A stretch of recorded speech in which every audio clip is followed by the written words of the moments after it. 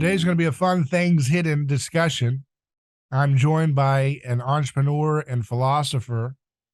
He's the chief philosophy officer at Ion Enterprises, Garrett Dailey. How you doing, sir? Excellent. Thank you for having me. Well, thanks for coming on. Now, you have an interest, I've learned in some mutual groups and so forth, that you have an interest in mimetic theory.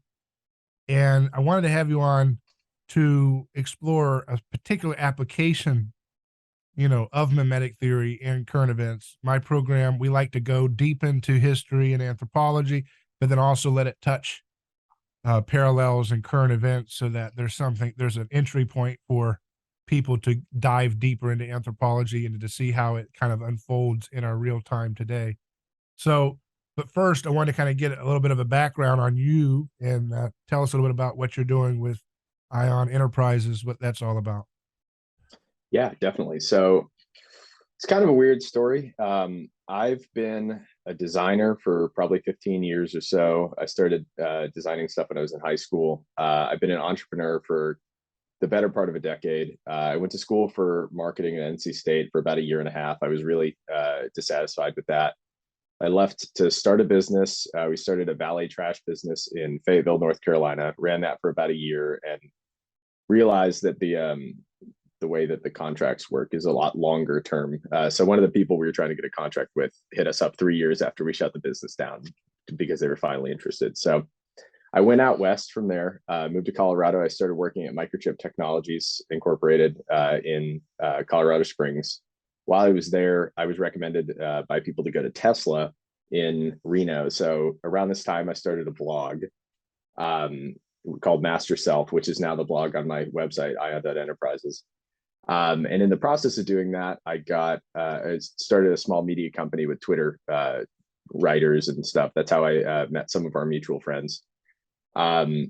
We did that for some time. I came back east to work as director of ops for a small design firm in Raleigh. In the beginning of last June, I started my own agency, which is Ion Enterprises, doing business philosophy, brand design, web design, stuff like that. I was intermittently the chief of staff for a Web3 startup called Idea Market. That's also you may have seen in our corner of Twitter. And currently, I run Ion Enterprises as my day job, and I'm working on building a Web2, Web3 hybrid social platform startup called Gravity. So you're pretty busy with different things going on. Did you move around a lot as a kid? Is that your norm? No, actually. So I was my dad's a Marine. He's retired now, but we were obscenely fortunate. We stayed in one house for the first couple of years of my life. We moved across the neighborhood on base a little while later, and then we moved to Jacksonville, North Carolina, where Hubert, if anyone knows where that is, they probably don't. You don't need to. It's a bad place. And we were just there until I left. But then once I was on my own, I lived all over North Carolina. I lived in Colorado, Reno, and then I came back to Raleigh. I'm currently in Pittsburgh. This is my grandma's basement. We're visiting family, so scenic locale right now. But I like to move. I'm pretty nomadic. I lived in a tent outside of the Tesla factory for a little while when I was working there. What did you do at Tesla? I was in the factory. If anyone remembers when they were in production hell for the Model 3, it was specifically our department on the battery line. So zone 3 of the Model 3 battery line, that was the problem. So that was where I worked. Were you part of the problem, or did you fix the problem? No, that was our job, was fixing the problem. From the time that I started, they were making about, I think, 20 batteries a day, which is exactly 5 cars worth of batteries to well over 2,500. So I was there for about a year and a half. What do you think of their new gigafactory in Austin? It's pretty cool. I love. I mean, that was easily the best large corporation I ever worked for. It's a wonderful, wonderful company. I've seen Elon also a couple times. I've not spoken to him, but I've been like within 20 feet of him. Were you able to touch his garment for healing? I don't know if it works like that, but I did see him up close. I did, however, train JB, who's the vice president, on the machines in my department at one point. I didn't know who he was. He came up, he was like, "Hey, you want to teach me how to do this?" I was like, "Sure." So you said you were in trash pickup. Yeah, we did a valet trash for multifamily What is housing. Yeah, what does that mean? Tell us about that. Basically, apartment complexes offer valet trash as a service, so that just means you leave your trash outside the door and they take it for you at night. So um, that was not my idea actually to start that business. I was recruited because it was some buddies of mine that I had done sales with when I was leaving school. They just hit me up. They were like, "Hey, we're starting a business. You want in?" I was like, "All right, I have nothing else going on." So I know nothing about this industry, but I've heard waste management is filled with corruption, cronyism, and mafia-like behavior. Is that true? yeah, it's interesting. So it's as opposed to the majority of stuff I've done in my career, it's so different. I mean, it's like a boomery industry, if that term makes sense. Like they sign contracts once a year. All the people involved. I mean, it's pretty much Valet Waste's largest company in the space. They control a massive, massive amount of the market, and it's pretty much like All over the there's country or just in a region? yeah, all over the country. And they basically have not a monopoly, but they're quite large. It's a lot of they have their own multifamily housing conventions and stuff. We went to one of those, and the yeah, our competitors came over, took our brochures, and took them back to laugh at or something. But we had better design than them. Right. It's a weird industry. So you're interested in philosophy. What's your give us a snapshot of your overall philosophy or your guiding sensibilities? Yeah, yeah. So my I came to philosophy from a very strange angle if you look at the things that I'm into now. But when I was in high school, I got very deep into Rand. So, like objectivist, pseudo libertarian atheism. I was dissatisfied with that, and I realized that there's no space in that kind of thought. This would have been when I was a teenager for subjectivity, and so I went from the most objective sort of philosophy into very esoteric, subjective stuff. So, reading the Gospels, reading the Vedas, reading a lot of bizarre esoteric texts, and I would say that basically what I've attempted to do in my work is to take the general idea. One of the things that Rand attempted to pioneer that I thought was a great idea and was not executed correctly, which is this notion that if you could have basically a first principles approach to philosophy, so starting from axioms and trying to extrapolate out. So her notion was that life is the highest value. I think personally that she was like an inch off the target and that life is the prerequisite for values. And so based around, I have a theory of everything, which is effectively that in the current model of physics, we believe that entropy is the big final boss of reality, right? It doesn't really matter what we do. That energy is going to be spent in a form that we can't access it, and we end up with the heat death of the universe. But that always bugged me, and so my hypothesis is effectively that there is a counterforce to entropy, which is by various people called negentropy or syntropy, which would be basically my proposition that the inverse of energy is information. So as potential energy is used up, we gain information from this. And basically what I'm trying to propose with this is that consciousness is real and it's a fundamental property of existence versus that kind of entropic heat death model, which is where I think the modern kind of materialist atheist thought is necessary to come from that, right? If you don't question the metaphysics, you end up with that. And you can kind of see that that's the prevailing worldview, is this kind of hyper rational, hyper materialist way of looking at things. So what I've tried to do is effectively create a system that allows both for the rational worldview as well as kind of this subjective emotional component where meaning is found, where where religion tends to live, or spirituality. And so I basically just tried to outline a way of looking at things that moves us effectively past this hyper rational time that we live in. Mm-hmm. And we are, well, that would be very interesting. A lot of looks like it's in the same vein as what Dr. Yu, my chief science advisor for this program. He's a physicist, and he has a theory of physics that unifies everything under one law, one particle, one field. Um, Very simplified form of physics that really, I think, makes way more intuitive sense and logical sense and evidence based sense.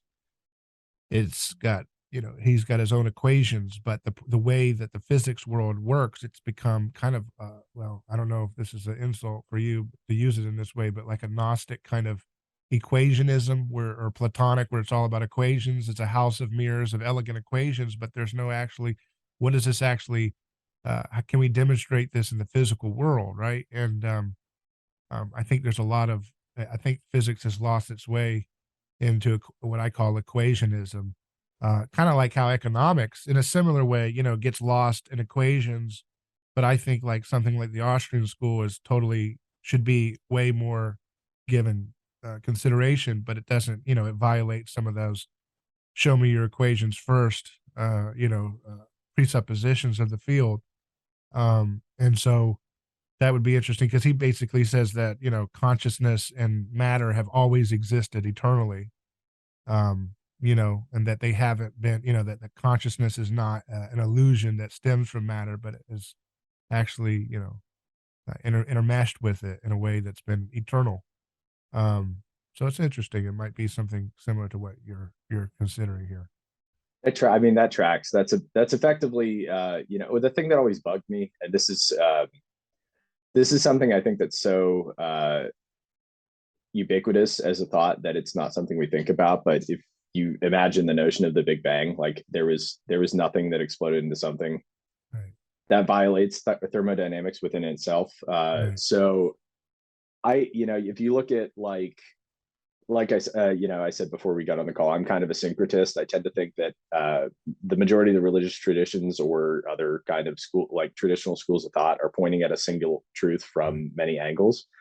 If you look at the way that the Vedic cosmology works, you have an endless cycle of things being created and destroyed, recycled and reused. And it just stands to reason, to me at least, that as soon as you move from the something out of nothing and into this idea of things come into being, they change states, and that changes over time, it looks a lot more like what we see in nature, which is that you know intelligent life seems to come out of unintelligent life. Things get more equipped to deal with kind of complexity, and I tend to think that biology is always at this perfect equilibrium with the material world. We as humans can get out of that equilibrium, and that kind of disequilibrium, as far as our subjective experience goes, is like ego, right? So when you stop being the thing that you are, you start disrupting the kind of balance of things. And I think when we're living in that balance, it's because we have a clear understanding of reality. That reality is both subjective and objective, right? It's subjective in our perception of it. It's objective in the sense that stoplights function, because if there was no objective reality, stoplights wouldn't work. And I think that all kind of that's the central delusion of our time, is this kind of, if you called it ego, if you called it hyper rationalism or something, it's this, this separation from theory and practice, or you could say the separation of faith and works in a different kind of language. And that's where I would say that equationism that you're talking about is like a theory over practice sort of thing. Aren't we really already moving past the hyper rationalist modernism and moving into this kind of my truth thing? That's yes. Like in terms of pop culture, in terms of like where things are moving, it's already going in that you find your truth and you live your truth, and it's this complete subjectivism obsession. And it's interesting because it's kind of paradoxical in that sense, because if you look at this whole the worldview is still predicated on rationalism in the sense of like trust the science, or That is interesting. Yeah, how that it's works together. Yeah. typically what happens, and this, I mean, there's probably a component in mimetic theory with regards to this, but what seems to happen is There's an article I wrote a long time ago that was called "The Desert of Nihilism and the Throne of God," which basically proposes that in modernity, because of, the Nietzschean death of God, we've no longer put the kind of supreme conceptual entity. You could call that God. You could say it's like a universal law. What it depends on who you're talking to, but we no longer put that on the throne, being the highest kind of conceptual point, right? And so when there's a vacancy on the throne, there's a power vacuum. We start putting lots of things up on the seat. And what that leads to is ideology, where ideology says, hey, we're going to put equity on the throne, or we're going to put, science on the throne. That's a very common framework. And what happens when you do that, because our brains are wired for whatever reason, this kind of hierarchical way of looking at the world, well, you end up filling in all the things. So you have this central concept, which is the root of whatever ideology is. You're elevating a meme to the position of God. Well, there are bishops, there are priests, right? That would be scientists. If you chose science, that would be, activists. If you chose equity, that could be any number of things. But people end up with the same setup. We have this kind of innate framework that our brain wants to view the world in, because we're evolved for a certain kind of like social hierarchy. And so you put rationality on the throne, you end up with lots of irrationality, because people are half rational, half irrational. And irrational isn't a bad word. That's part of the thing. It would be, emotions are real, they exist, they're very important. There's no meaning innate in rationality.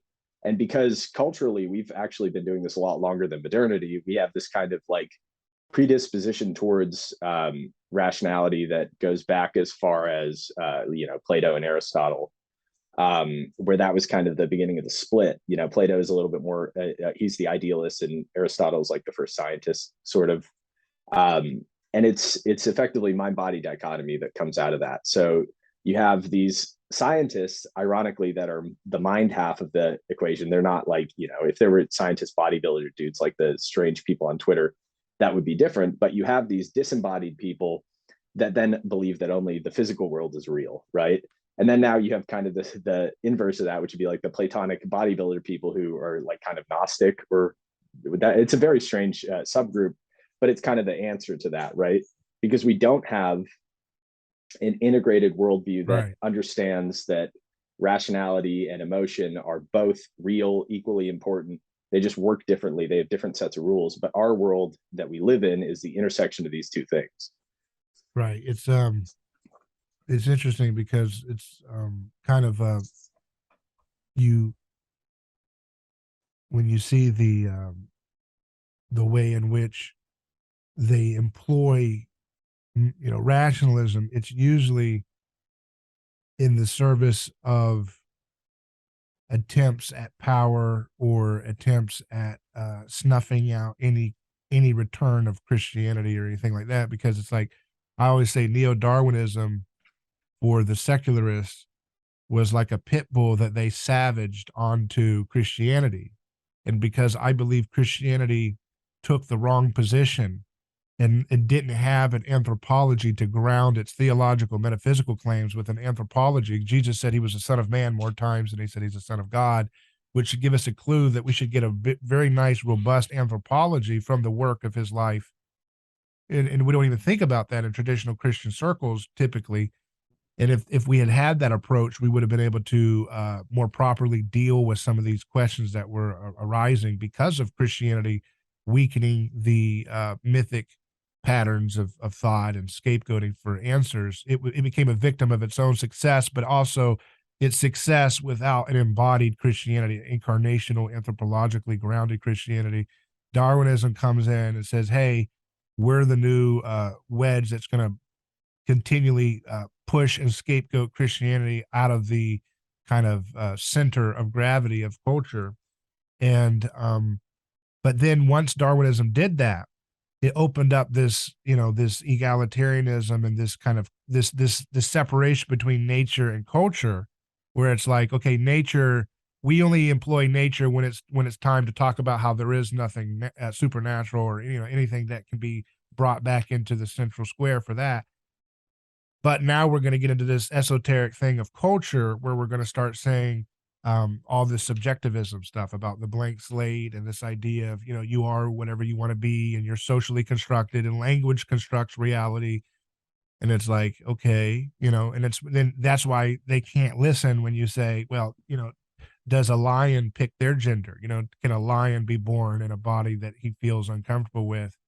And become a pangender lion? That's like not applicable because that's nature, which has some kind of, it's connected to that disintegration between material and consciousness there. This idea of culture is some kind of entity that's outside of nature that has a certain rule book that's different from nature, which is why now this wokeism and leftism is going against Darwinism, right? And saying, hey, if you're a biologist like a Brett Weinstein or something like that, you're a heretic because you're still employing that old religion, which we only bring out of the closet whenever it's time to slap down Christianity's metaphysical claims. You see what I mean?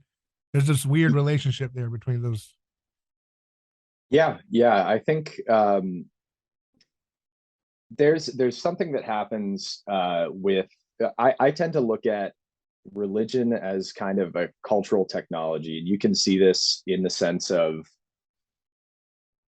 it. There's a concept called metasystem transition, where when you're moving from the transition from a metasystem, which would be like a social order, so like tribal society, to kind of like a chiefdom where you have multiple tribes, maybe they're cousins working together. You kind of move from this animist perspective where everything's nature. We're creating concepts and identifying that things are distinct entities. You move to chiefdoms where you have maybe like your kind of familial deity. So this would be kind of like the Israelites and the other Judaic tribes or Semitic tribes, sorry, that are kind of fighting each other. And history moves through these metasystems, and eventually metasystems supersede their progenitors. So Judaism becomes this kind of monotheistic thing, which is superseded by Christianity, which is monotheism, but it incorporates basically all people. It's fictive kinship, so you can be related to people through the religion that you're not physically related to, which kind of gave way to this materialist atheism, which is a way of uniting lots of people that don't even have to have the same religion. And now that's kind of moving towards this globalist perspective, but they really haven't gotten out of the materialist atheism thing, and that's where we're seeing the conflict, because the meta system is transitioning, right? So what also tends to happen in societies while these kind of religious changes are going on, you could look at the Islamic golden age, where they invented algebra and alchemy and alcohol and all those other al words, right? They were doing tons of science. They have some of the best architecture in human history. And what happened is they pivoted towards this kind of anti-intellectual thing that leads to where a lot of modern Islam is based, because it didn't used to be at odds with science and understanding the world.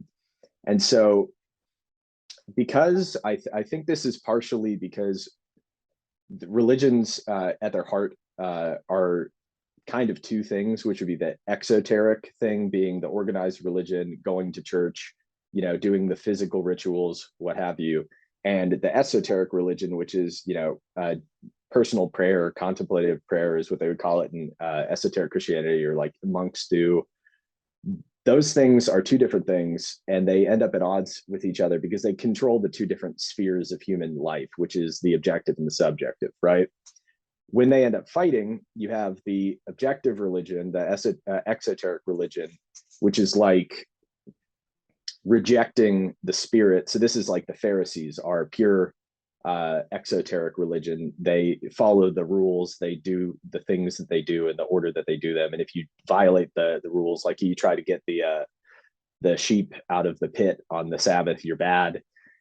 Christ comes in and says, hey, here's some esoteric religion for you guys. We're going to follow the spirit of the rules and not the letter of the law, if it's the right thing to do. And that's obviously conflict, and you end up with a bunch of these conflicts. So where I think Christianity as it was versus the Christianity that could theoretically be the answer to this problem, they're two different things, because I think the spirit of Christianity was in kind of this organized religion.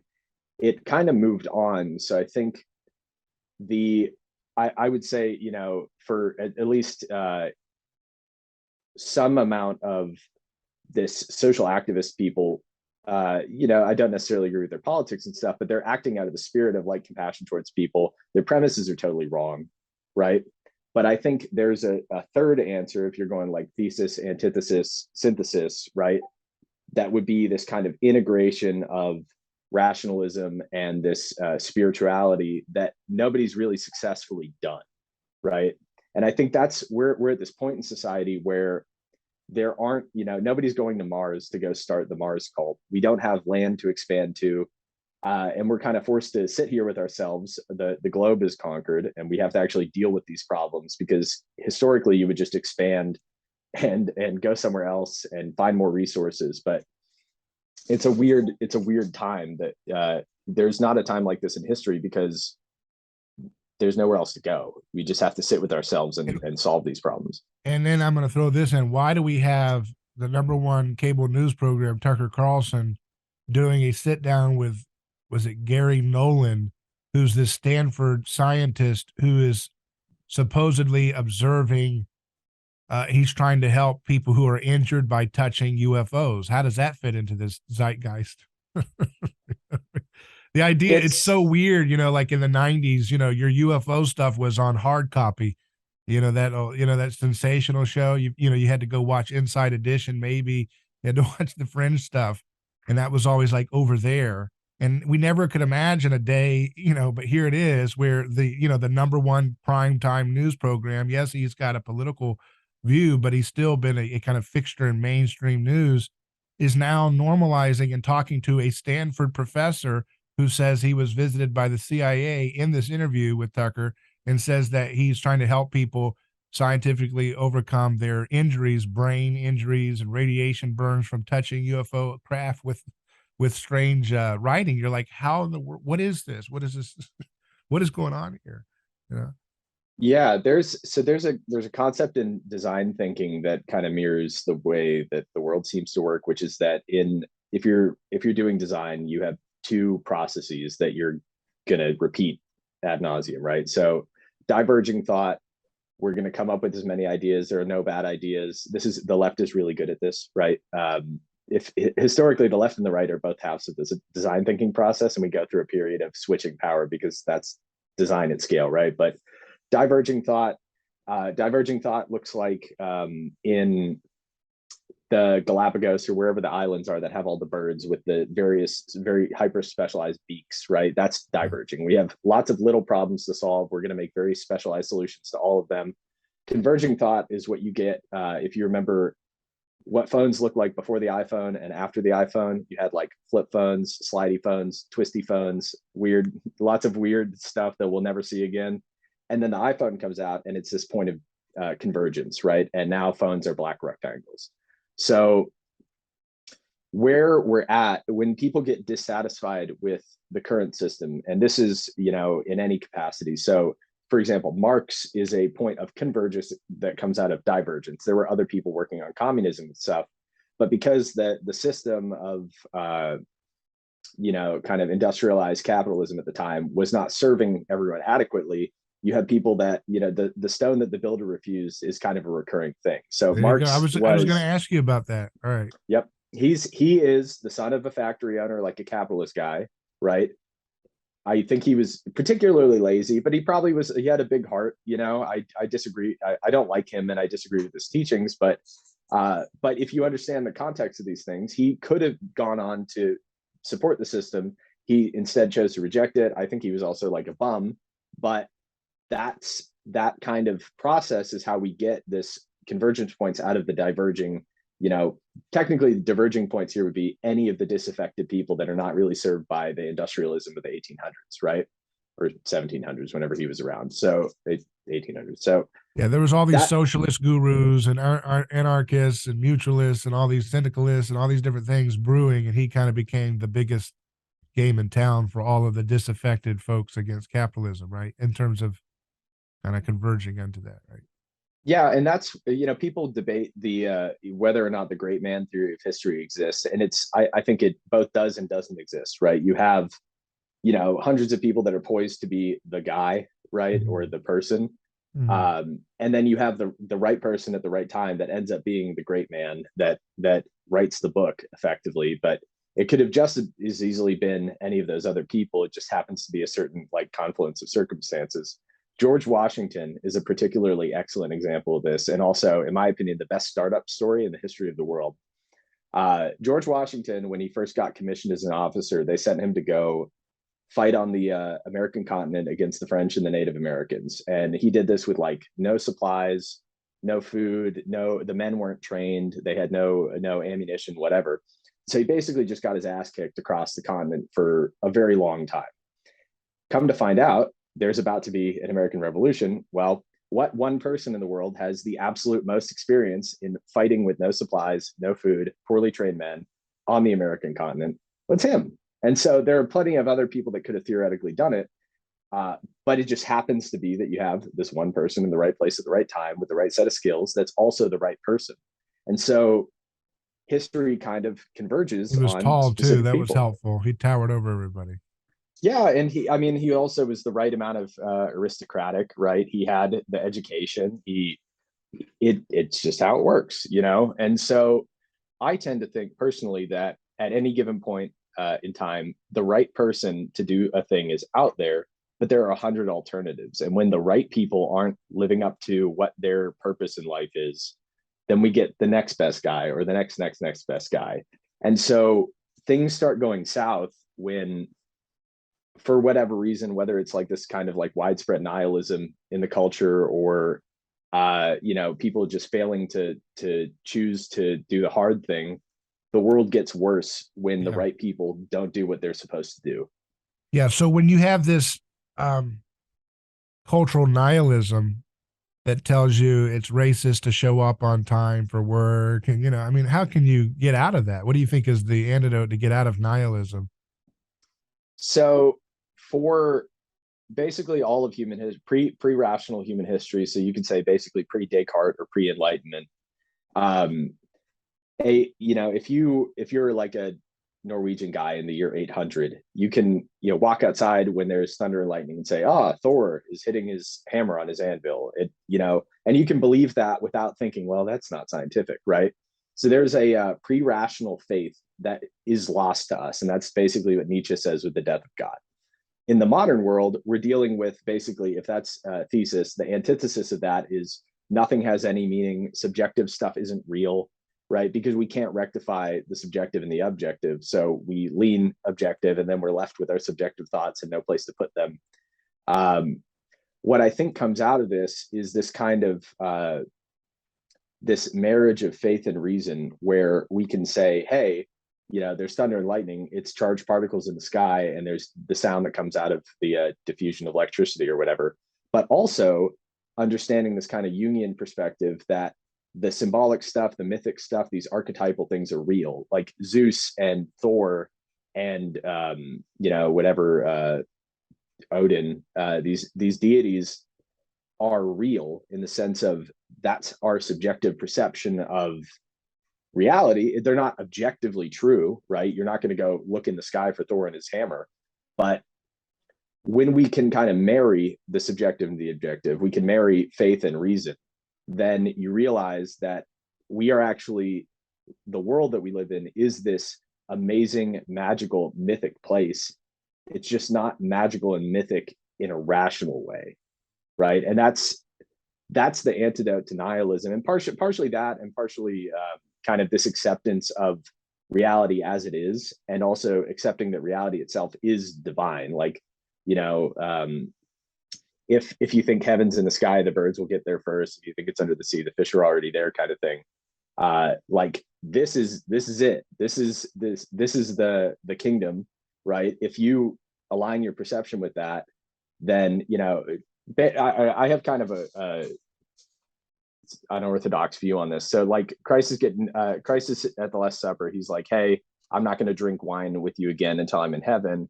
And then when he's being crucified, they give him that little sponge with the vinegar, right? And he drinks the vinegar. And so I've always looked at that as this tremendous affirmation of something profound, in the sense that even while being crucified, even the worst thing that ever happens to the best person in history, right? Even that is an affirmation that this is the best of all possible worlds, right?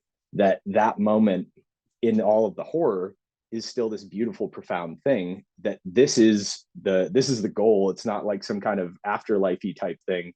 Although, I do think, consciousness continues. I just don't think it's like a completely separate from the world kind of thing. But if you look at the world like that, and you can kind of face the fact that there's genocide, there's massacres, there's horrible tortures and misery, and yet still realize that life is good, that we can aspire to better, that we can treat these things, that we can address them. And you can't, if you don't do this, you end up Gnostic, and you end up Gnostic in different ways. If you're the rationalist Gnostic, you believe in simulation hypothesis, and you assume there's some evil scientist who's like programming, like, I'm going to make this guy break his leg today, right? Which is insane. And then you go the other way, you could have the subjectivist Gnosticism, which would be like traditional Gnosticism, where the world is a prison and you have to, reject the flesh to escape from it in some kind of like bizarre, way. So I feel like that. Go ahead. Go ahead. I was going to say that's really common. I mean, Buddhism is effectively that kind of Gnosticism. I would say a lot of the wokeism and stuff is too, because like, well, I talk about this a lot, that these modern things that we're supposed to accept as normative ways of doing things in our society are very much about hating the body. Like the idea that you have to take this product to stave off a disease because your own natural immunity can't do it. That's a very it's a disrespect to the natural immunity of the body. It's like saying it's not able to really get the job done. You have to come up with our conceptions and our patented products, our intellectual property that will overcome and override things that your body's just not capable of doing. So don't respect your body's ability to do that. And that's ridiculous. Another one is, like the body positivity, which is actually kind of a hatred for bodies, because it's like, I always say it's like elevating the elephant man as the standard of beauty because he was marginalized in the past, and it's like the right always says, well, the elephant man's ugly, I don't have to elevate him. And that's like not the answer. But the left always says, well, because the elephant man is persecuted and a misfit, he's the misshapen stone. He needs to be elevated as the standard of true beauty. And if you don't agree with that, then you're a hate filled person. And so you have that. And then you have like, people celebrating massive obesity. And it's like, well, that's a sign of, the obesity that's happening today is a product, in my opinion, of things like seed oil toxicity and things like that. So celebrating a diseased state of the body is not a respect for the body. It's almost a disrespect for the body, because you're creating this kind of like mental fantasy where this is good rather than, no, this is actually harming your body. Another one would be, the whole, gender dysphoria. If your kindergartner wants to change their body, go ahead and get the hormone therapy going. Again, disrespect of the body as it is. Your mind can overcome the body. Then you have this other issue of foreign policy and so forth, where it's like the same left movement that is very super sensitive about pronouns and fragility and all these different little buzzwords, but yet they have no problem, drone strikes, sanctions, starving, they don't care that Biden is doing nothing to stop mass incarceration that he started decades ago. Like, they don't care at all about it, because the rhetoric, the words, the word games are more important than flesh and blood being torn apart in drones or, caged in violent, prison cages for nonviolent choices. You see what I mean? So there's this weird elevation of words and logos as where we're going to focus our disembodied logos, where it's not incarnational. Yeah, it's so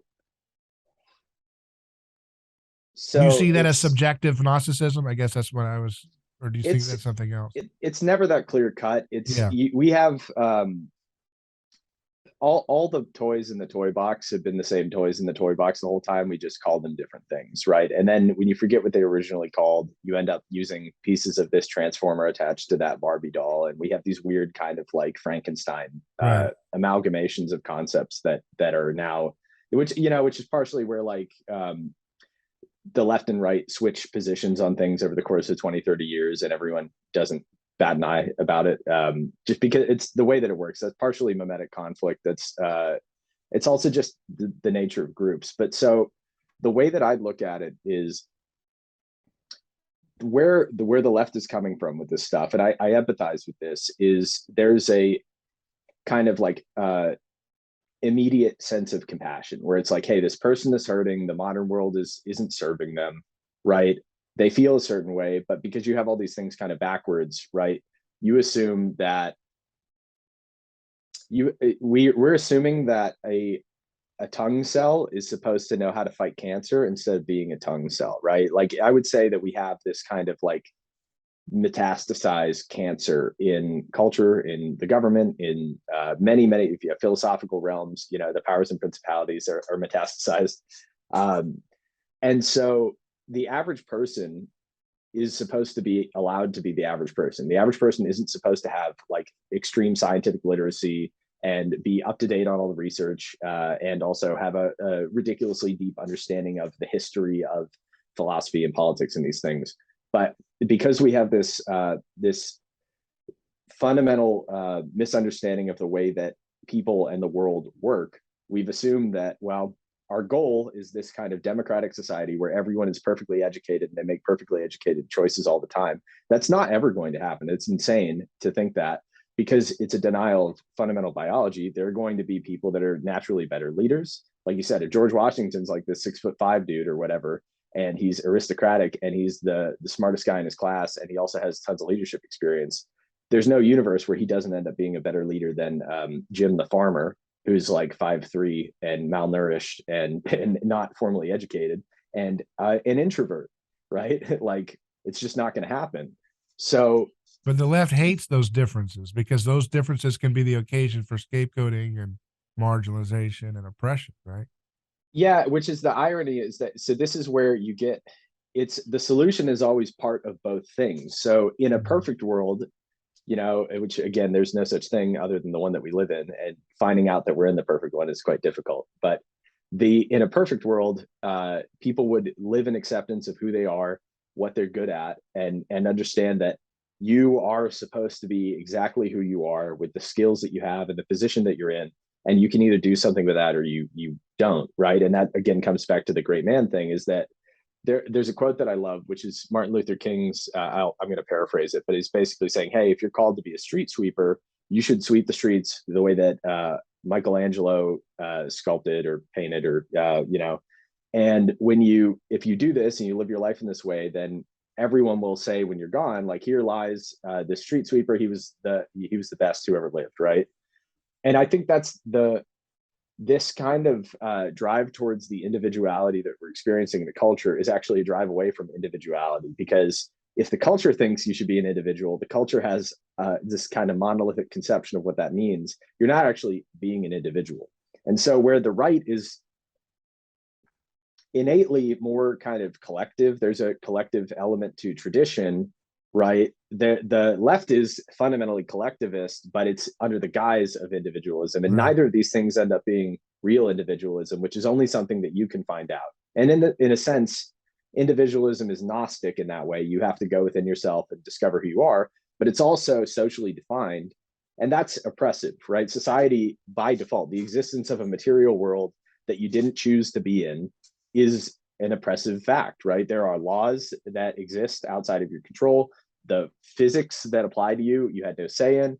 However, the point when you switch, and this is something you could do on the right or the left, regardless of who you are, when you switch from the perspective of, I am a victim of this situation, or I'm being oppressed by this, that's all of those attitudes are the attitudes of the dying, right? You could be 10 and have those attitudes, you could be 90 and have them, but you're dying more when you think that way. And then there's the attitudes of the living, which are, I'm going to do my best with what I've been given, with who I am in this situation, to use my innate skills and talents and predispositions, right? They're one of my absolute best friends, and my favorite, probably my favorite individual person. He and I had very different life paths, right? So I went off and did all this weird entrepreneurial nonsense, and I've been broke and homeless and all kinds of stuff. He got a job in a manufacturing shop when he was in high school. He's had the same job for his whole life. He's learned every single thing in the factory. He's probably going to own it one day, right? I am too much of a generalist to ever do that. And if I tried to do that, I would probably have died from a drug overdose or killed myself, because I would hate it, right? I'm innately a generalist. I'm good at a lot of things in some capacity, and I do consulting and design and all this stuff because I learned a little bit of everything. That's because I'm leaning into that, right? He's this specialist guy who knows every single thing about everything that he works on. I could never do that. He probably couldn't do what I do. Where we get into issues is saying that one is innately better than the other. And this is the problem, because the left presumes that, you know, the aristocrats are inherently better, or at least perceive that they're better than the common man. They're both essential. They need to be allowed to do that, right? The average person, with this, Curtis Yarvin said recently, he's like, hobbits just want to grill or something. But like, the average person wants to have time with their family. They want to have a job that's not abusing them. They want to have a house and their kids and grill on the weekends, go out on the boat, fish, whatever. We demonize that on the left. I think the left demonizes the traditional happy normal life for people, because the left are people who should be figuring out science and governing and doing these things, right? But we have these we have this cultural idea that these jobs and types of people don't exist at all, and everyone's fundamentally the same. We're the same in the sense that our consciousness is of the same thing, right? Consciousness is a singular experience everyone has, but you have this consciousness plugged into a different machine for every person. Those machines have different predispositions, right? Some of them are smarter, some of them are stronger, some of them are taller, some of them are shorter. And it's about, you know, when we don't realize that DNA is this thing that's always adapting to the environment, we're always adapting to the environment that we're in. When you don't realize that, then you think, oh, I'm being oppressed. Humans aren't meant to live on the earth, or like we're cancer or stuff like that. But it's all perfect equilibrium. It just doesn't look like it when you look from the level of the man on the street. You have to kind of take a step back, and that's profound and that's beautiful, right? Yeah. And it's a process of continually improving and continually finding better, you know, levels of homeostasis with being, with ourselves, with the, you know, with spirituality or subjective consciousness. But we're always moving in that direction, even if it doesn't look like it day to day. Do you think that the leftist hegemony can relearn tolerance, or do you think they will have to just have the pole shift happen and learn how to be not in power again in order to humble themselves and learn what it means to be the best of themselves? It typically doesn't seem like it works like that, right? So, for example, Like what? well, I don't think either of those things are exactly going to be how it works. So Marx, for example, was very racist, right? This is completely ignored and glossed over because he's instrumental to the way that things work. But most people really aren't Marxists in the way that Marx was a Marxist anymore. You know, there's been other people that came along, Stalinism, Leninism, Maoism, whatever, and it changes. And if you look at like I forget the guy's name, but he was a very large part in kind of what became the Long March Through the Institutions. He's a big Marxist activist guy in the 30s and 40s, I want to say. It's always changing, and so the core of it is still kind of based on this foundation of Marx, but then around it things adapt and change, kind of like the Chinese government, you know, uses capitalism even though it's the People's Republic, and they're very fluid about it. So the question that society is trying to answer, I mean, we're trying to answer a lot of questions right now, but the question that we're trying to answer in the political space appears to be, how do we organize society in such a way that we have a global society that functions, right? Now, we look at I would say the right looks at this as globalism and it's inherently bad, right? Because the left is the one doing it for the most part. The right also would be very enthused if Christ came back tomorrow and was like, hey, I'm instituting the one world government of true Christendom. So it's more about who's doing it and what the terms are rather than the concept of it. But the progression of society is these higher levels of order that kind of work like religions. They kind of work like metaphysical windows into the world. So where we are seeing tension right now is that the attempts at globalism are actually built with the machinery of the nation state apparatus and kind of like capitalism, industrialism, right? We really haven't evolved the metaphysics from the last round, and that's where the massive amount of dissonance comes from, because what must emerge is the new metaphysics that lets the world work together while still allowing, the man on the street to have him and his friends and his town that isn't being like given orders from Beijing or the WEF or whoever, right? So are they going to unlearn tolerance? No, probably not. I think, political divisions in people are generally, there's a cultural element, there's a genetic component. Peterson talks about people with a high trait openness are more likely to be left. People with high trait I'm conscientiousness saying, will they learn tolerance? Will they relearn tolerance? That's what I'm saying. Like, because where they get to a point. I mean, it's kind of a open question, but what I'm saying is like, how can they get to a point where they can say, you know what, I really can't keep,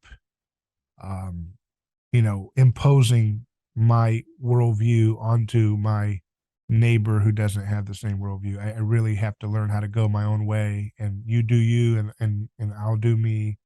They don't like that. That's why, like the right's happy to say Roe v. Wade's overturned and let everybody deal with it as they want. That's a fundamentally tolerant approach to getting along with your neighbor, because they're basically saying, yes, this moral atrocity that we hate will still happen down the road, so to speak, in another state, and that's okay because that's the way the law should deal with it. That's a much more mature stance, whereas the left is more of an imperialist mindset, which is like, no, it's everyone has to do it the way we want it, or nobody's allowed to do it. I mean, it's like they want it all or nothing, and that kind of absolutist dogmatism is really what makes the left what it is today. It didn't used to be this way. I mean, the left during the reign of George W. Bush was much, much more like what the right is. It was more open and tolerant, and it's partially because of who has access to power. It's partially because of the shift in the way that the cultural kind of dialogue has gone. So one of the things that I tend to look at is within Jungian psychology, you have this notion of cognitive functions. And so, people have either an introverted or an extroverted way of thinking, introverted, extrovert way of feeling, introverted, extroverted way of sensing or intuiting, right? And so when you have extroverted feeling, you have this kind of idea that my good is the good of the people around me. When you have introverted feeling, you have the notion of my values are how I relate to others. So it's kind of like, where is your emotional center based? Are you based around helping others do things, or are you based on helping yourself and others being helped as a consequence, right? So what you see very often, like there's an activist they call Big Red, who has very prominently dyed red hair. She's a meme somewhere of like a screaming woman, right? She's a very like her dominant function is extroverted feeling. So her way of relating to the world is, I'm going to work on helping others as my way of emotional expression, sort of thing. So in that regard, that I think predisposes people to this kind of way that the left works. But if you're on the right and you had that, you might be somebody that works in a church and feeds the homeless, or you might be a minister or something like that, right?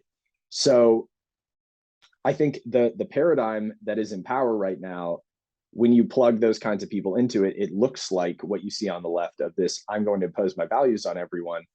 But when we change the paradigm, those kind of naturally occurring human functions change their expression, right? So, a soldier in a garden, or a gardener in a war, look like two different things because this paradigm has changed, but they're still the same people. One of them is very useless in one, and one of them might be good at gardening and probably is better at killing, right? So what I think is going to happen, rather than what's never going to happen, is overnight everyone's going to say, wow, I'm wrong about everything, and my human predisposition to act this way is wrong. What's likely to happen is the future system, which I think is already emerging. It's not clearly defined yet, and it's not if it was clearly defined, it would already be in power, but it's not. People are just going to jump ship. And slowly they're going to be like, oh, I'm kind of sick of this. I see some of the problems. I'm going to go be over here in a sort of neutral and different position. I'm not going to go backwards. And this is the fundamental issue, I think, with conservatism, is that conservatism attempts to hold on to a cliff face that is being eroded. It's not renewing it, right?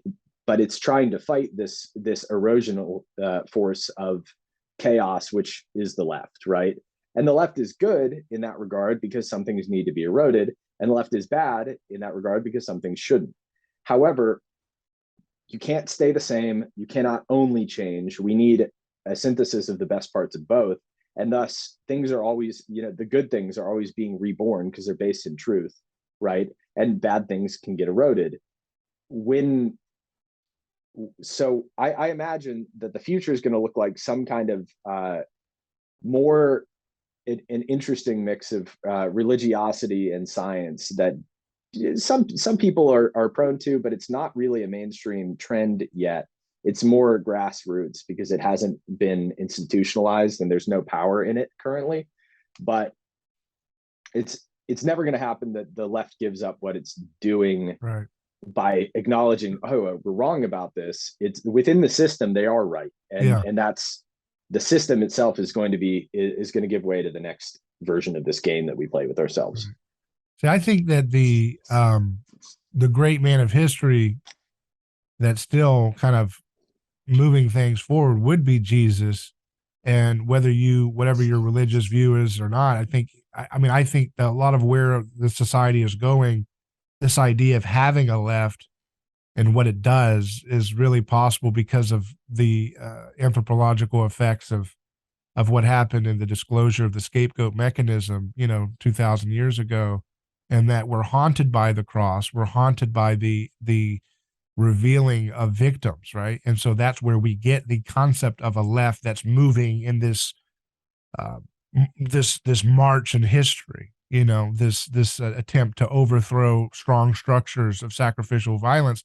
We don't see anything like it before Christianity really moving through history at that steady rate that long. I mean, you'll see little convulsions of a revolution or whatever, but it's not in the sense of what Christianity does, which is brings an attempt to try to not to violently overthrow the oppressors, but to bring the oppressor and the oppressed into right relationship. I mean, that's one of the things that Christians were most scandalous for in the Roman Empire was that their table manners, right? They would bring, a person of high aristocracy on the same table as someone of a peasant background. And that was extremely scandalous politically, very, very inappropriate and very, very disruptive to do that. And yet they did that.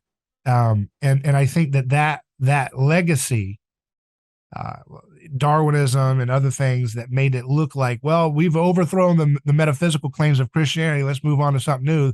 That's not really how it works. I think that the aesthetics and the ethics of Christianity are very much the fishbowl that we're swimming in the West, and that we're haunted by the cross. And I think everything you see about the left, good or bad, is about kind of out-competing Christ on his martyr's perch. Like, I've got a bigger martyr's perch than you, Jesus, and I'm going to show you. You know what I mean? It's like, we're not doing it the way you do, Jesus, because you're talking about forgiveness, reconciliation, empathy for the oppressor. How can I do that? We don't have time for that. This is more oppressive. We've got way more, we've got way more, allied empathy for victims than you do, Jesus, and you're part of the establishment now, so we're going to overthrow you. And that's why everything's about, Christian patriarchy and all that stuff. Basically Jesus is accused of being a sellout for the establishment, which he kind of was accused of that too in some circles in his own time in history, of not doing, because he was breaking bread with prostitutes who were considered to be in league with Rome, and tax collectors who were considered to be sellouts of the people. And so that has now become kind of the standard approach to what Rene Girard called super Christianity. It's like, we've got to overthrow Christianity because it's in league with the oppressors. Its program doesn't work. It's not strong enough for victim justice, right? So I guess that's where I situate, is I see this very much as a problem of Christianity, whether we agree with it or not. We've got to reckon with what we're going to do with that. Well, I mean, that's the thing is, depending on how you'd interpret things, if Christ is coming back, there's not a clear thing to do. He's just going to show up and fix things. And I think that attitude is not productive in a meaningful way, right? Like, okay, if you assume that salvation is this thing that's out of your hands, that is, is given to you like that, meaning whether that's some kind of religious salvation or like a physiological, like Christ shows up and gets rid of the bad people sort of thing, like then you have this orientation towards an action, right? Right. Or orientation towards confused action because the end result is irrelevant to your input, right? And so the issue with that is, I think that the right orientation towards action is just absolutely tragically ineffective, right? I agree. There's And absolutely no major successes in like but that's preserving. but see, that's the thing that goes right back to your original thesis, that there's this break between the matter and the consciousness, right? Because this, when you said, oh, let's just, this idea of waiting for Christ to come back, and I'm thinking, well, that's just an error of theology that it went around the same time of that dualism, that breaking apart of mind and body. That, if you look at the actual, look at N.T. Wright, you look at other theologians that are rediscovering, in my opinion, a more accurate eschatological, approach to the Gospels and the biblical text in general. It's not that. It's not about waiting around for this. I call it like a theme park ride Christianity, where you have to go in history and then you get on the ride, and that's when Jesus comes back and beats all the bad guys, and you're just kind of sitting on autopilot now, where all the real action happens. Like, that's not at all what Christianity was about. Christianity was about thy kingdom come on earth as it is in heaven, and about the idea of, like, the Bible begins in a garden, it ends in a city. And so humans are supposed to be like a progressive force of renewal in history, not waiting to the end of history for all the good stuff to happen, right? And so that break that you're talking about there, of waiting, we're not going to do anything and then until Jesus is going to fix it all, that's not Christianity. That's something else. I tend to agree with that. I just, if you ever read the Twitter comments on anytime something like religiously tinted occurs, then that seems to be a prevailing form of thought. But again, I think Christianity is in a diverging state. It's very clear, right? You have Eastern Orthodox, the Catholics, and the many, many infinite varieties of Protestantism, because this would be probably my very heterodox position, but I have to imagine, just as someone that studies, etymology and stuff, that there are translation errors. I mean, there's a book called How We Got the Bible, or no, Misquoting Jesus. Sorry, both of those are like biblical translation texts, but Misquoting Jesus, where they talk about there are, I think, more translations of the Gospels than there are words in the Gospels, and so the problem with translation over time is for example, if I said "Hey Dad" or "Hi Daddy," those mean two different things right now. But a translator with no context of things 2,000 years, no context of how things work 2,000 years ago, is going to not understand that those are very, very different things, right? Or so I have to imagine, at least in my reading of various texts and translations and stuff like that, that we've translated some core components wrong. And so this is a debate. There are many, many theological debates over that are entire splits over individual words or individual concepts. I think this, again, I'm a syncretist, so I tend to think that the truth is the truth. Everyone is aspiring towards the truth when they're working genuinely on spiritual concepts. So I don't see a huge amount of variation between, Christianity and the Vedas, or the Sufi kind of approach to things. And I think it's all a commentary on the state of things. So I tend to think of Christ, the Son of Man, the physical dude, Christ, the Son of God, this incarnation of this metaphysical concept, right? The notion of Christ coming back, there's a very strange guy named Edgar Casey, who's called the Sleeping Prophet, who's like probably 80% nonsense, but he wrote an exegesis of the Book of Revelation, where he basically goes through and talks about all the symbology. So there's this recurrence of the number 7. There are 7 churches and 7 lights and 7 lampstands and 7 seals and 7 angels. And he draws these parallels to, in Eastern mythology, the notion of 7 chakras, or these 7 centers of the body, because if the body's the temple, it stands to reason that this all kind of lines up. And his idea is that what revelation is not a physical occurrence in the physical world in the sense of like literally a third of the stars or two-thirds of the stars falling out of the sky, and but it's this process within the believer where they're going through the dark night, they're confronting the ego and temptation from the inferior parts of the self, right? Because the original meaning of the word Satan, which is shaitan, I think, is accuser or adversary, and it was only it only became like a capital S long after Christ was dead. So Job is God sends a Satan, an adversary, to test Job, right? It wasn't capital S Satan, who's this personified identity of evil that we get out of like Milton and Dante, right? It's this role where, because then you get into God duality, where Peter, Jesus calls Peter Satan, get behind me. He said, get away from me, adversary. Satan can manifest as an accusatory spirit, as a special prosecutor against your existence or being. Right. And that's basically the concept. Is it's like you have, the thing that opposes good things happening is a better way of looking at it, rather than like the Prince of Darkness, who there was a war in heaven and he's got bat wings and stuff. Like that's all from Milton and Dante, right? It's fan fiction on the Bible that people have now adopted as the way we do stuff. But it's because people have a really hard time dealing with this notion that good things and bad things happen as a result of God, because we assume that our perception of good things and bad things is correct, right? All things are in service to the fact that the world is perfect. We just don't see it from our man on the street view, right? So even temptation, the adversary, our impulses towards doing the wrong thing are in service of the good, right? The world is perfect. We just don't see it because our ego is separating us from that, right? So, and it doesn't look perfect and lots of bad things happen, but it's because we're in that progressive kind of movement towards the city from the garden, right? Right.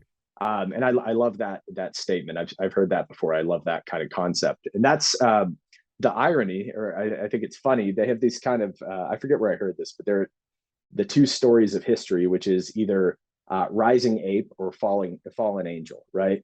So you have in the modern theological kind of approaches, modern religious approaches are fallen angel.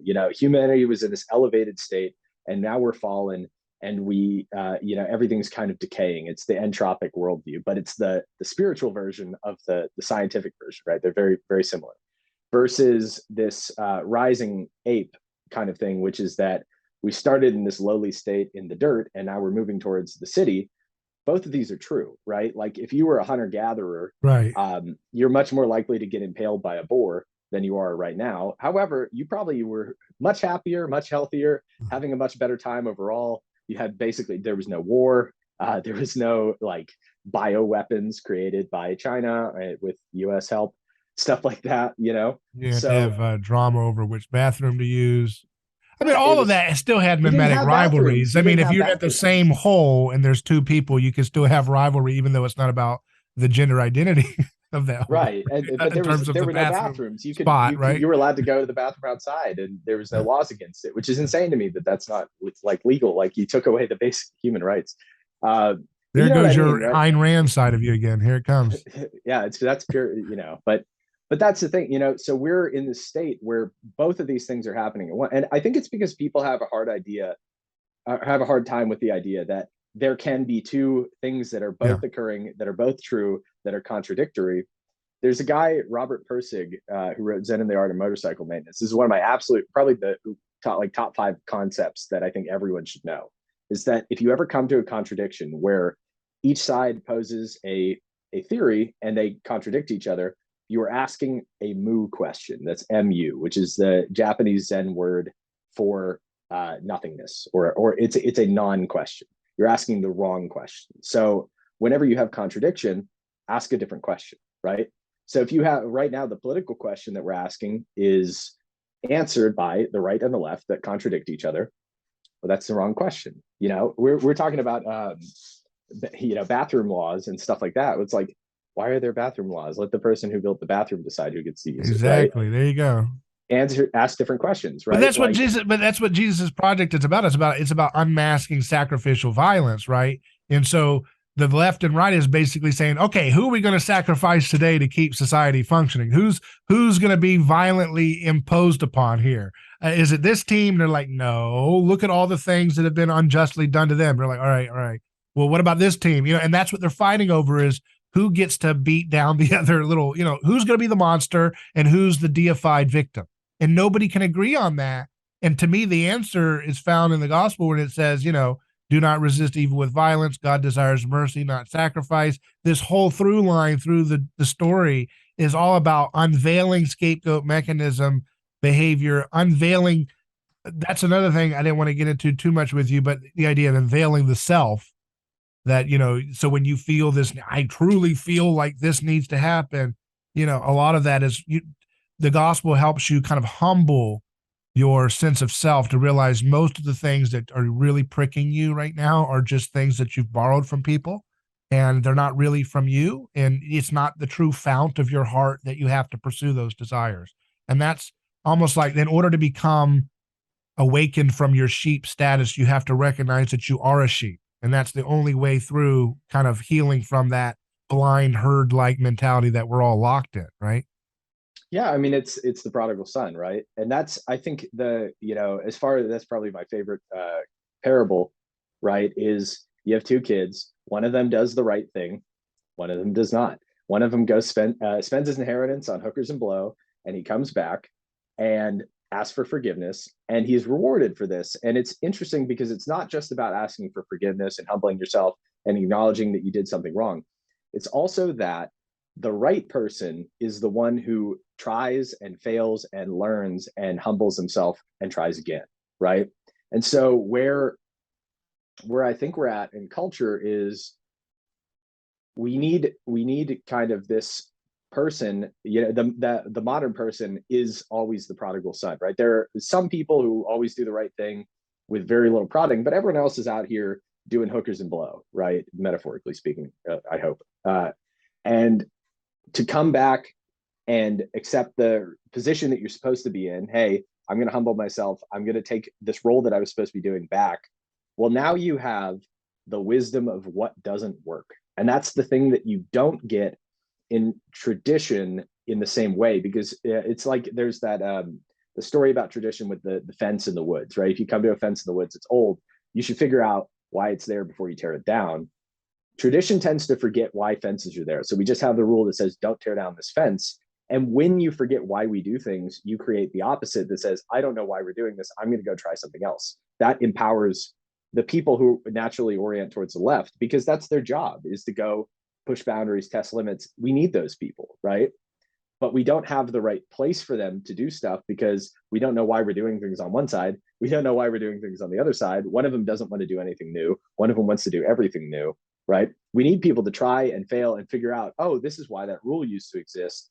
Now I'm going to return to the way we did things, but with the knowledge of the sadder but wiser girl, right? Like Right.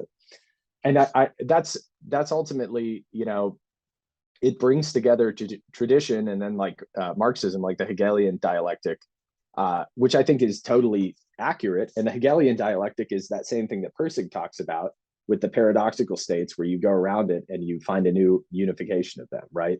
And so the spirit of the left, which is this kind of like misguided, compassionate action, and the spirit of the right, which is like tradition and things that worked in the past and this kind of stability and order, need to be married. But it's not going to look like the right or the left. It's going to look like something new when we stop asking the questions that lead us to this division, right? Right. And it's going to have a story that we can all come together on to various degrees. There has to be a story. That's why I think it's important to not reinvent the wheel on the story part. But I wanted to ask you, because originally I wanted you to talk about some of your stuff you've said about Elon Musk, just to kind of apply the scapegoat mechanism in real time as they land a plane here. You have been following what's happening with him and Twitter and the way in which all these negative stories have been coming out about him ever since he decided to buy Twitter. And he said it would come out like that. What's going on with that? How do you see that working? So basically, what I think the real conflict is about, the right and left, when people think of the right and left, are mostly puppets, mostly the populace that is acting on behalf of larger players on either side. So on the left, you have at the very highest level these kind of weirdly, paradoxically, hyper-capitalist and also left-leaning organizations like BlackRock, like the World Economic Forum, like there's many of them. They all are little like groups of very aristocratic, very not proletarian people, right? And on the right, you have this much stranger and harder to define kind of group of people that would be like Elon, Peter Thiel, this kind of there's a little bit of reactionary stuff in there. So like Curtis Yarvin falls in that group. There's, Bannon and the Trump kind of like populist group of people, but it's not well defined in the way that the left is well defined. And so there basically you have most of Silicon Valley who are, people that went to Berkeley or MIT that are pedigreed aristocrats effectively. And then a small section of Silicon Valley, which would be like Peter Thiel, Elon, the PayPal mafia, some of these more like crypto-oriented or libertarian-oriented people that is kind of, I would say the resistance, but it's really trite. That's really trite to say. So they're just a different group that has power via tech or some small parts of the government, whereas lots of the power comes from tech, obviously on the left. And so Elon and BlackRock, in this case, these are the people, I guess, that we're primarily talking about, have been enemies for a while.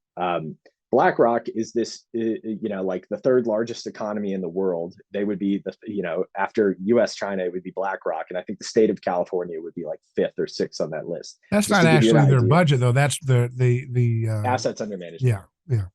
But, it's a stupid amount of power. And so basically BlackRock goes around and buys about 10% of every company. They get enough to get a board seat, and they're on the board of basically everyone. They own an enormous amount of housing. They are the largest investor in like weapons manufacturing. And isn't Vanguard their second biggest investor into BlackRock, and you're not allowed to know who owns Vanguard or something? What's that all about? Yeah, they're like 1 and 2 with the two big fund managements. I'm not as familiar with Vanguard, and certainly not within the context of Elon, right? But so Larry Fink is the CEO of BlackRock. BlackRock is kind of a spinoff of Blackstone. And they're intentionally named similar things because they thought it would be funny. It's also very confusing to people. But so Blackstone was a big deal. Larry Fink founds his own thing in '88 with a bunch of other people. And now in 2008, they basically are recruited by the government to deal with 2008. They become very, very powerful after that. And so in the context of Elon, right? Elon goes to buy Twitter. He buys like 5 or 6% or 9% or something. He buys the maximum amount you're allowed to buy without triggering stuff, goes to a board meeting, realizes that he can't, if he's on the board, he can't buy more than that, backs off of the board, decides to buy the whole company, right?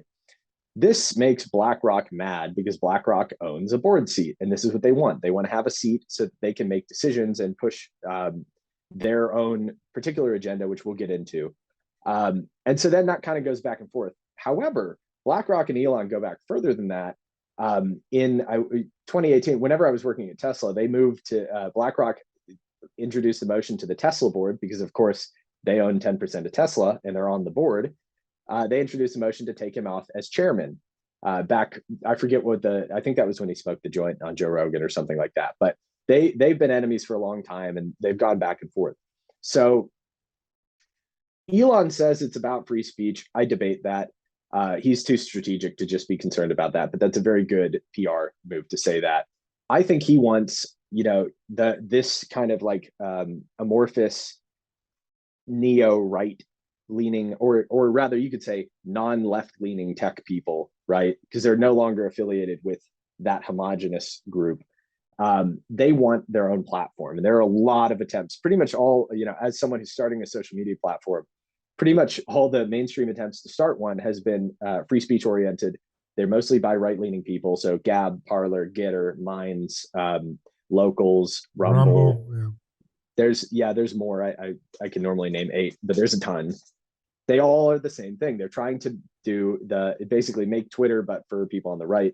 They've all basically failed. I've met the guys at Minds. I love them, but they only have like 5 million active users, or 5 million users, and like 500,000 daily active.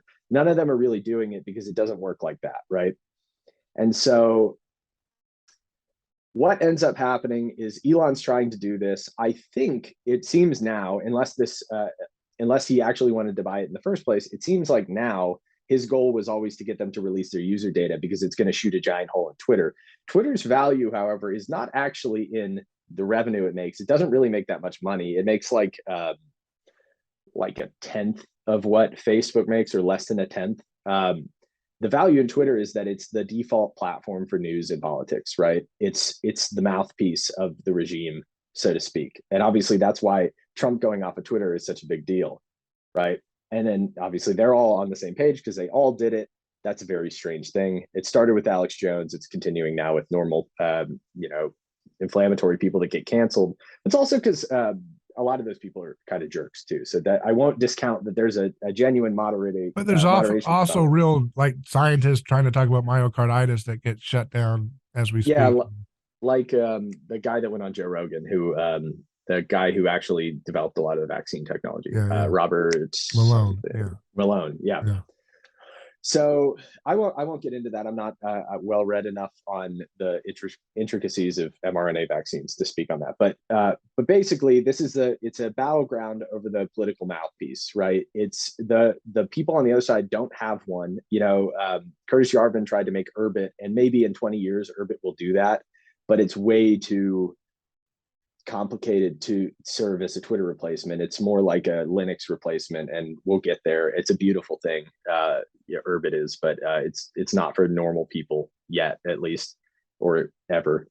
It's aristocratic technology, but so Elon does this stuff. BlackRock basically takes via someone else.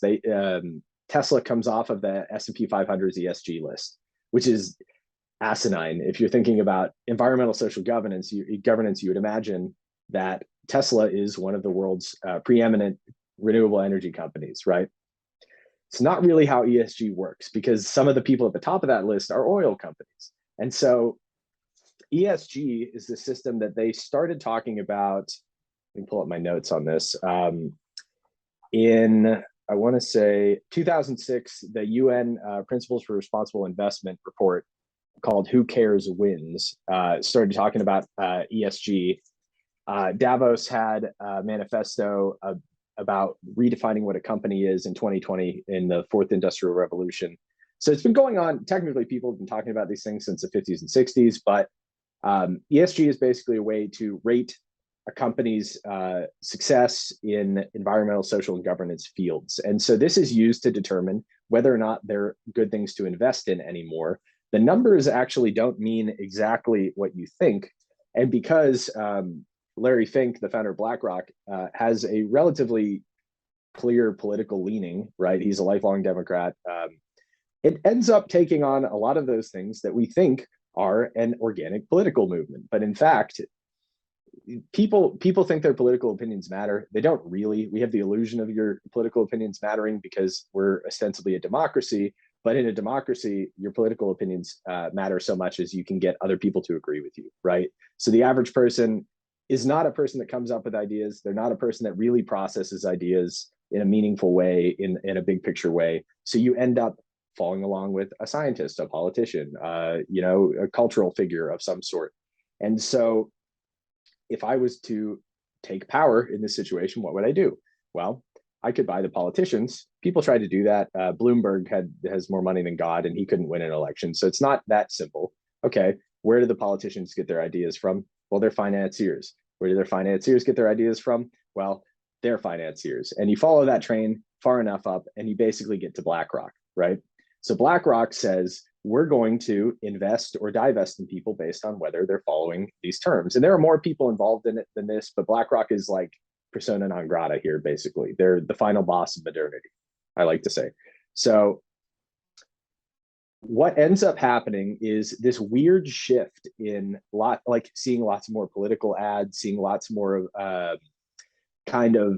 progressive things popping up in places you wouldn't expect them, like that Gillette ad a couple years ago that was like toxic the M&Ms, yeah. Yeah, it just weird stuff. You realize, oh, well, these companies can be failing in normal ways and can do things that improve their ESG scores, meaning I can be an oil company and say, oh, we're going to reduce the amount of carbon used at our facilities as we're creating more and more oil. And they get points for that. So then they're beating Tesla at a ranking that Tesla ostensibly is better at, right? That's indulgences. Yeah, here we are. We need another 1517 moment, huh? Effectively, yes. So it's funny. You've talked to Zach Slayback too from 1517. And so Michael Gibson. Yeah. I just talked to him last week.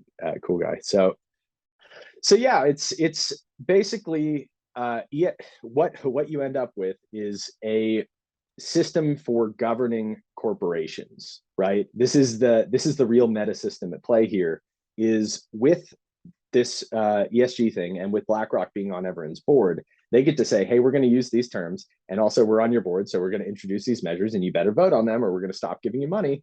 And now everybody's in their pocket, including Tesla. Part of their board is owned by BlackRock, so they own everybody, right? So, frankly, I don't know what a world looks like where they're overthrown. I mean, they have more than 10 horns, is all I'm going to say, right? Like they have 10,000 Who's heads. more powerful, the Federal Reserve or BlackRock? They're friends. It doesn't matter, right? They're buddies. And so then you get into, I forget, I have this also in my bookmarks for this. The Bank for International Settlements, which is the Federal Reserve's Federal Reserve, right? It's the conglomerate of all the Federal Reserves. They're all friends. I mean, and so what do people do about this? I think Elon resisting them and publicly saying, hey, ESG is bullshit, is a good thing. Does it matter in a meaningful way? No, it doesn't. People, I mean, at this point, they are the heart and circulatory system of capital in the world. So I don't know what an alternative looks like. People would have to be intelligent. How many people would have to, how much money, how many people could do a hostile takeover of BlackRock? No one.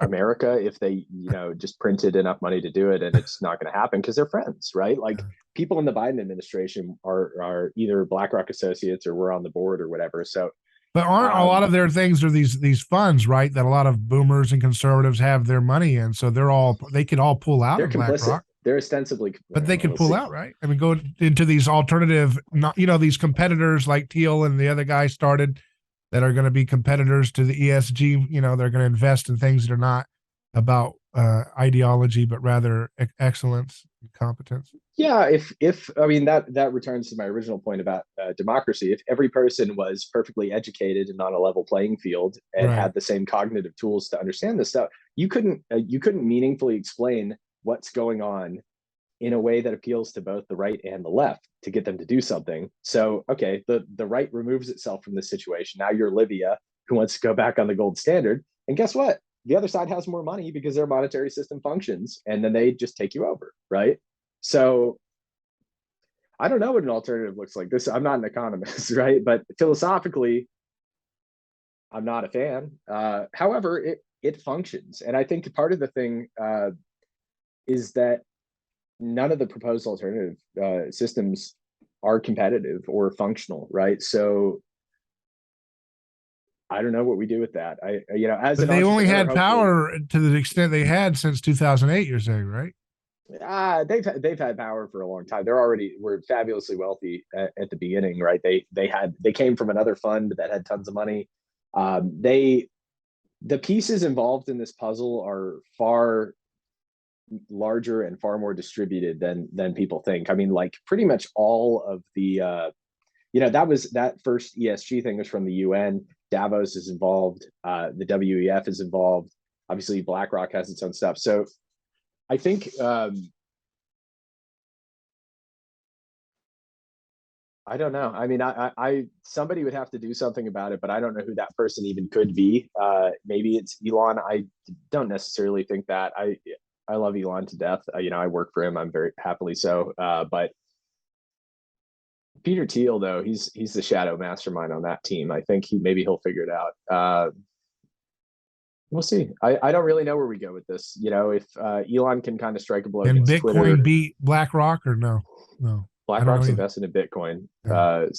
However, this is the thing that they do. They play both sides. So they Yeah. both come out and say, yeah, Bitcoin's terrible. It's a threat to the US dollar. And then they buy Bitcoin. So Why they why are always do they this. why are they so taking such an ideological hardline stance? Is it because they're true believers, or it's just good for business, or are they They do both, right? They're both true believers where it's beneficial, and it's good for business when they can use it as a way to control their funds, or the people that they're funding, right? So uh, he seems to have his innate political opinions. I think what tends to happen when people have bad incentive structures is they have a moral starting point that was probably fine. Like, hey, companies should be more environmentally and socially and governmentally responsible.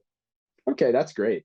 But now you're trying to decide, well, how much of my portfolio do I want to divest from all of the oil companies, which I own, right? Well, a little bit. It'll look nice, but really, they own the weapons manufacturers, they own the oil manufacturers. They sent an email to the state of Texas or some oil people. They were like, "Oh, we still believe in fossil fuels and stuff." So they don't have opinions. They make business decisions that are disguised as opinions for normal people to consume because people can't relate to decision making at that scale in that style in a meaningful way. and so forces connected to that BlackRock conglomeration were probably behind all these string of hit pieces against Elon Musk. You would suggest, I guess, like the Wall Street I, Journal thing saying that he it was with tracks. the Google CEO's wife or whatever. Yeah, I mean that's And the they thing. came, Why, and then like, he came out and took a photo with him and saying, "No, that's a lie." It's almost like if they're that powerful, why would their hit pieces be that sloppy and stupid? You know what I mean? It's like I yeah, don't know. well, so that's what happens with power is that power gets sloppy and stupid because it works, right? It look, I mean, look at COVID. Come on, seriously. There were so many people that were right about it in the beginning of 2020, or I heard about it first in like November of 2019 because I know a guy who does supply chain stuff. And he was like, "Oh yeah, something's coming down the pipe. Get ready for this." And people knew, like, the beginning of 2020, like, yes, this definitely came out of a lab, but this is definitely manufactured. Like, and everybody waiting a year, waiting 2 years to say the contrary. It's like it doesn't matter in functionally for the most part that the truth is out there because the truth doesn't have a megaphone, and the people with the megaphone don't care about the truth. It's all power dynamics. So what I imagine would happen is that you you can't keep power as you alienate your base because you foment revolution, right? And so obviously the base is divided in some regards, and it largely doesn't matter what the base is doing. But the more people start moving away from a belief that like democracy is a great system that cares about people and works at all, it doesn't really. We also don't really have it. Pretty much anybody who talks about it realizes that it's historically a bad thing. What I like, we need real leadership, people that we can follow. And like I said, if or that may have been a different conversation with somebody, but if let's say Tesla came out as an example of a corporation that could afford to do this, let's say Tesla came out and said, "Hey, guess what? We're going to go build a place where everyone who works here can get a house, right? And it's going to be manufactured by us. They're going to have a solar roof. You're going to get a Tesla. It's going to be awesome. You can come live here instead of trying to deal with all this stuff. We're going to pay you enough to afford it. We're going to have the best workplace ever." Well, then we move into some kind of neo-feudalism stuff, which we're moving to already. It's just going to be neo-feudalism where Bill Gates owns the farms and BlackRock owns your house, right? It's not your house, it's not your food, and they're going to feed you crickets, right? Yeah. But So the future what is I about think, good feudal lords versus wicked feudal lords.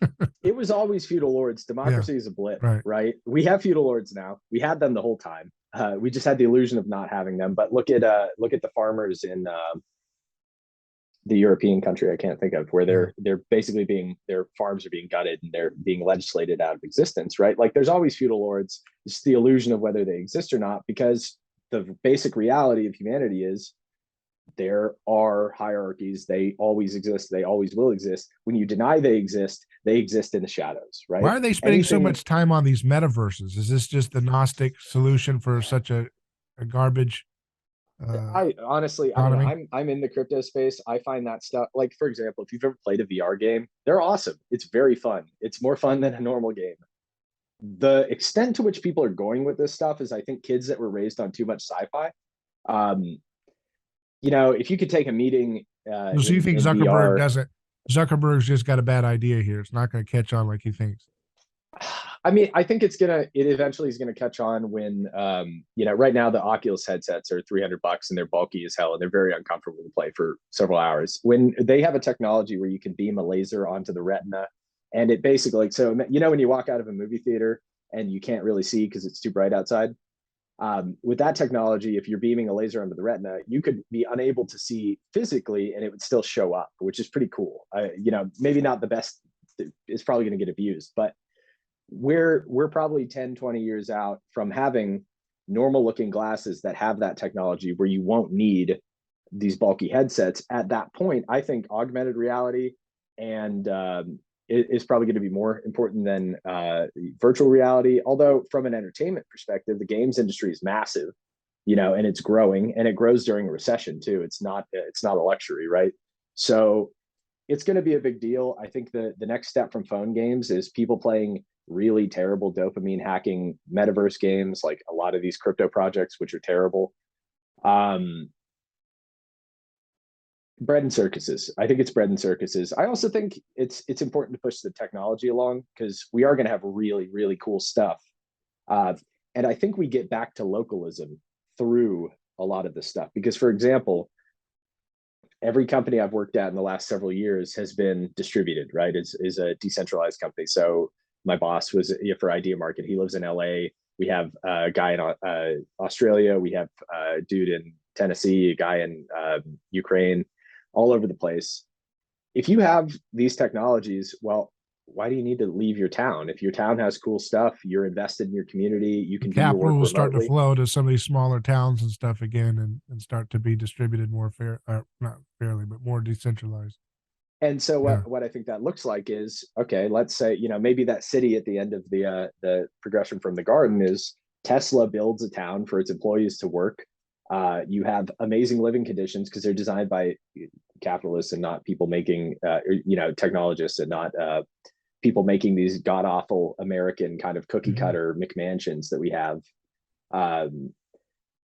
I think that's what the future looks like. And if you look at what Walt Disney was working on when he died, the original plan for Epcot, that was the future. And we, for whatever reason, we almost had it in like the 50s and 60s. We had this high water mark where we almost figured it out, right? We were going to have civil rights. We were going to have all these future things. It was going to be really beautiful. And I don't know if it was a consciousness revolution or the advent of the media, or, I mean, there's a lot of things at once. The wave kind of broke. And that's Hunter S. Thompson describes it. It's like you can almost see the high water mark from the wave as it crashed and then rolled back to the Pacific, right? But I feel like that wave is building again. And you look at these people that are interested in things like solar punk, cottage core. There's a renewed interest in traditional forms of architecture and communities. There's a great website called Strong Towns that talks about a lot of this stuff. It's the social model that works. And that's the thing is that, if you have a heart cell in your body or a tongue cell in your body that starts to replace all the other cells, that's called cancer, right?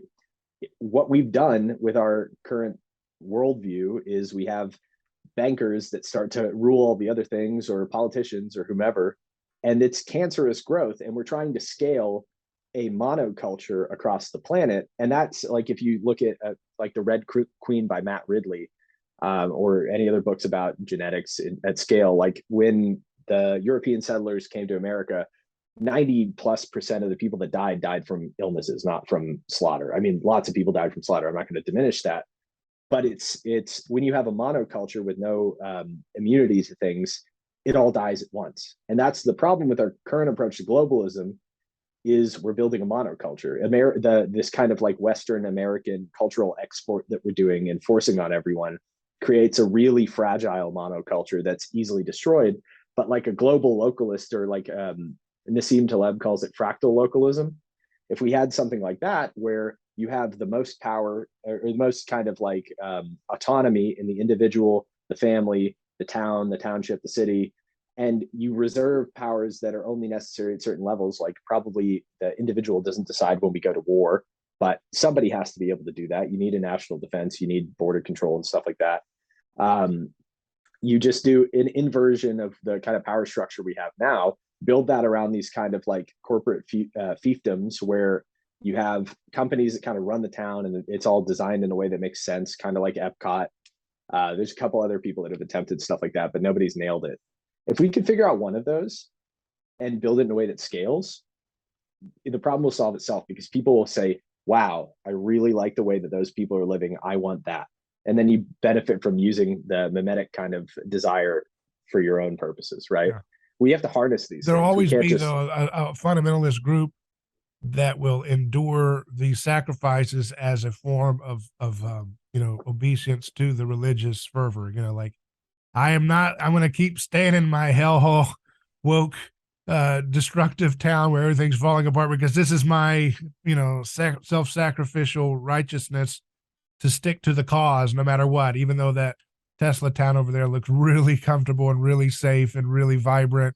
I will fight to the very death to live in this mud hole of what this city has become, because it stands for everything that I believe to be righteous and worth sacrificing for. And that will somebody always goes down with the ship, right? So I think that's what I'm interested in my life and my career personally is, obviously we talked about philosophy, we talked about a lot of things, but basically that general idea of like, okay, maybe there's a way that we can rectify this division. If we extrapolate a philosophy from that, what does it look like?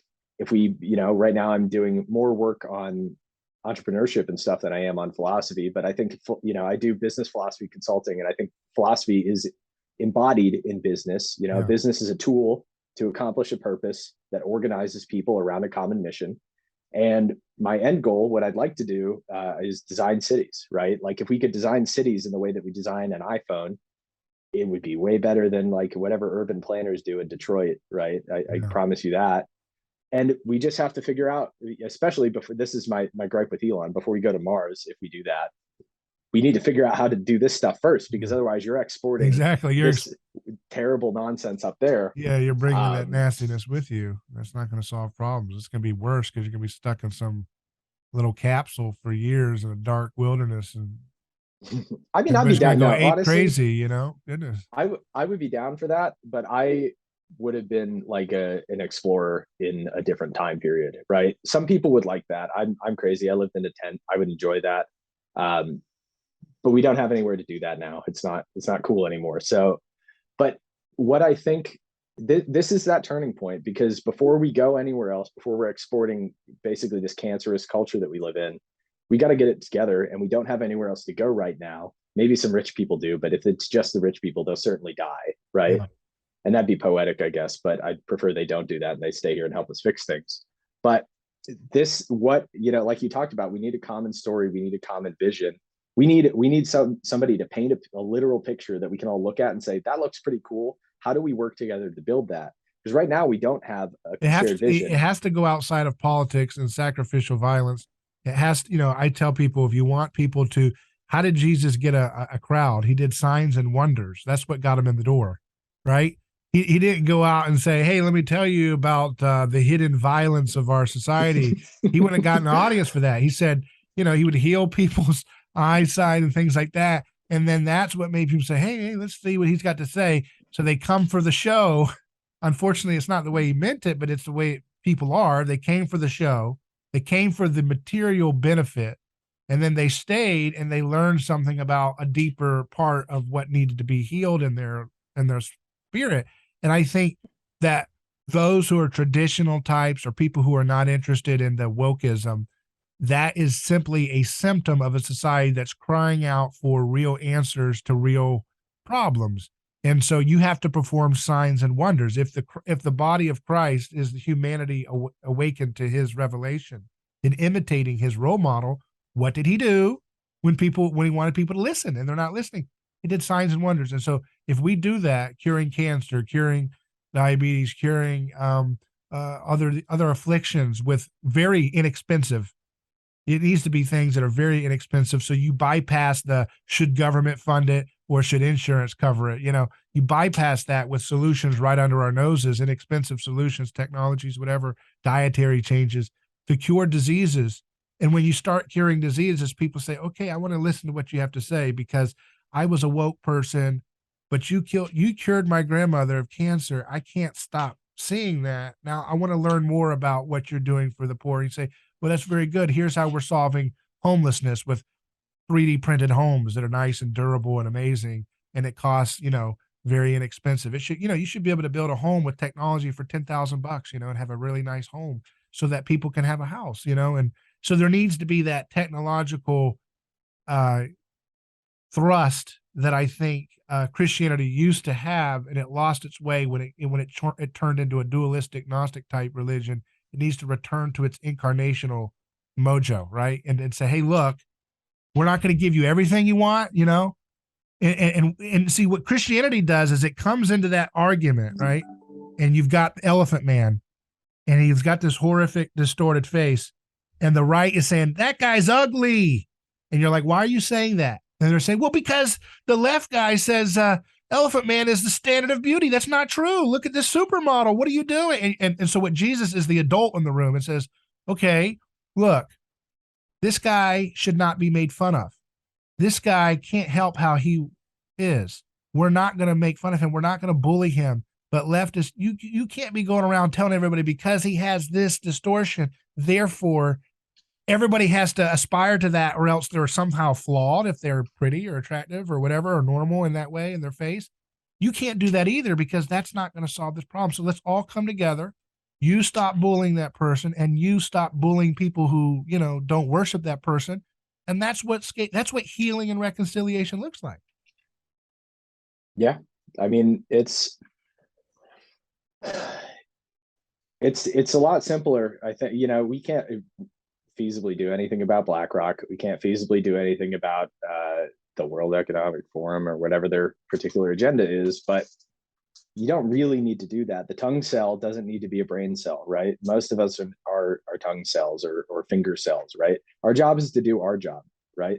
If we could just do what we're supposed to do, where we're at, as well as we can do it, that's it. If everyone in the world got 10% better at being themselves, meaning their actual self and not some weird individualist fantasy or what their parents thought they should be, overnight, we would have a utopia. We'd have a straight up crazy utopia. Just imagine 10% better. If everyone's 10% nicer, 10% better at their jobs, 10% better at parenting, or 10% better at like driving, it would be amazing. It would be a freaky, insane thing. And everyone can get 10% better, right? That's a reasonable goal. That's a totally attainable thing. It wouldn't even take you your whole life to do. You could probably do it in a year. Just get 10% better. That's totally doable. But we have to destroy all the social systems. We have to go get a Republican Congress elected so we can undo all these laws, or we can get a Democrat Congress elected so we can undo these laws. Just do you. Get better. Be a better friend. Be a better spouse. Be a better partner. Be a better parent. Be a better community member. Pick up 10% more trash than you're picking up right now. We'll get there. It's totally doable, right?